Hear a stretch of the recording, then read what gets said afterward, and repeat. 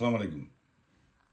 মূল ব্যাপারটা হলো বাংলাদেশের আমরা 21 কোটি মানুষ কিন্তু জিম্বি হয়ে গেছি মাফিয়াদের কাছে, যাদের যেইরা দেশের রাষ্ট্র চালায়, রাজনীতিবিদ যারা দেশকে রক্ষা করবে তারা হইল মাফিয়া, এবং তাদের সাথে আবার সম্পৃক্ত হইলেও আর্মি সেনা কর্মকর্তা মাফিয়ারা, যারা গুম খুন লুটপাট গণহত্যার সাথে জড়িত।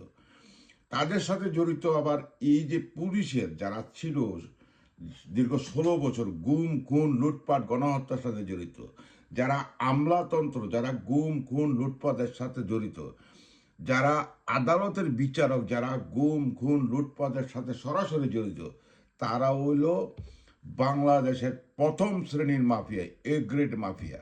তা আপনি কাকে দিয়ে দেশ চালাবেন? যারা দেশে আইন প্রণয়ন করবে, যাদের মাধ্যমে দেশের শান্তি শৃঙ্খলা ফিরে আসবে, তারা হলো মাফিয়া।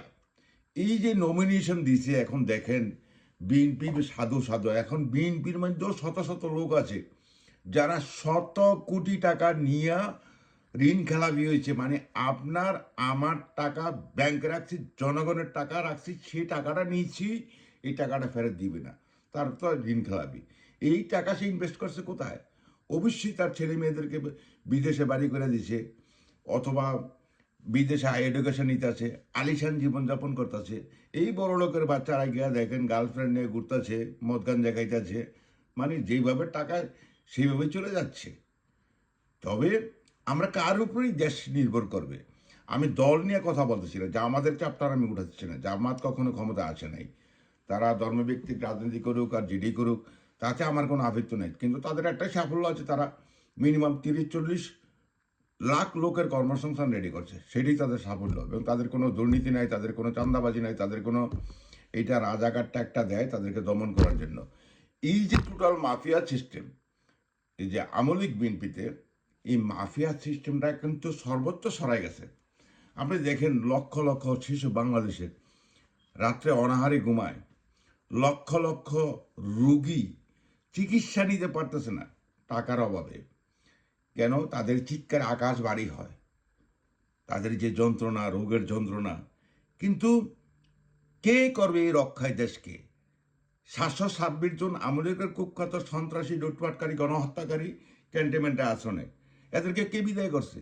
ওই যে শেখ হাসিনার যে কুখ্যাত সন্ত্রাসী গণহত্যাকারী যারা আছে, তারাই বিদায় করছে।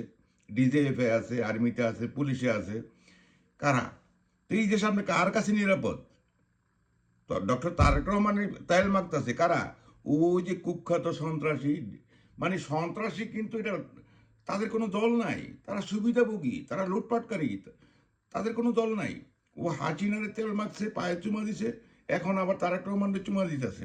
আর তারেক রহমান তো অ্যাক্টিভ নেতা না, সে অ্যাক্টিভ নেতা না, সে অর্থনীতি বুঝে না, সে পলিটিক্স বুঝে না, সে রাজনীতি কর্মীকে কিভাবে রক্ষা করবে, কিভাবে উৎফুল্ল করবে, সেই ক্ষমতা তার নাই। ইংল্যান্ডে আমি দেখছি, আমি 10 বছর তার সাথে তার প্রতিটা প্রোগ্রামে গেছি, সে কখনো আমাদেরকে খোঁজে নেই। এরা কারা? সেটা স্টুপিড। তার সে অর্থনীতি বুঝে না, আগে কর্মসংস্থান রেডি করবি, তারপরে বাতা করবি। কর্মসংস্থান রেডি না করে আমি ফ্যামিলি কার্ড দেবো। তো এইসব যে বেটার অর্থনীতি মাথায় নাই, কর্মসংস্থান কি, দেশের নিরাপত্তা কি, সেটি বুঝে না, এটা লইয়া গেছে। ওই যে কথায় আছে না, সময় নাই গমনে এক বস্তা পেজ নিয়ে হাজির। আরে বেটা, পেজ করতে এলো কি হইলো এইটার খবর নেই, তুই ফ্যামিলি কার্ড, তোর টাকা তো থাকতে হবে, আগে টাকার উৎস, কর্মসংস্থান রেডি করতে হবে, ট্যাক্স হোল্ডার রেডি করতে হবে। তো এইসব অপদার্থ, স্টপিড, চান্দাবাজ, দান্দাবাজ, এসব সন্ত্রাসী ছাইয়ে গেছে সমগ্র বাংলাদেশ। কে কার বিচার করবে? কিসের দুর্নীতি দমন করে? তারাই তো টাকা খায় আবার মাফ করে দেয়। টোটাল বাংলাদেশটা আমরা 21 কোটি জনগণ নিয়ন্ত্রণ গডফাদার মাফিয়াদের অধীনে। কিছু করার নাই, আমরা অসহায়। একমাত্র উপরাল্লাহ যদি আসমানে ফয়সালা দেয়, তাইলে বাংলাদেশে শান্তি ফিরে আসবে, ইনসাফ ফিরে আসবে।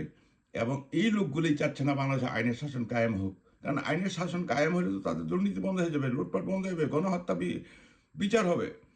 এই জন্যই টোটাল বাংলাদেশটা এখন নিয়ন্ত্রণ হচ্ছে মাফিয়াদের অধীনে।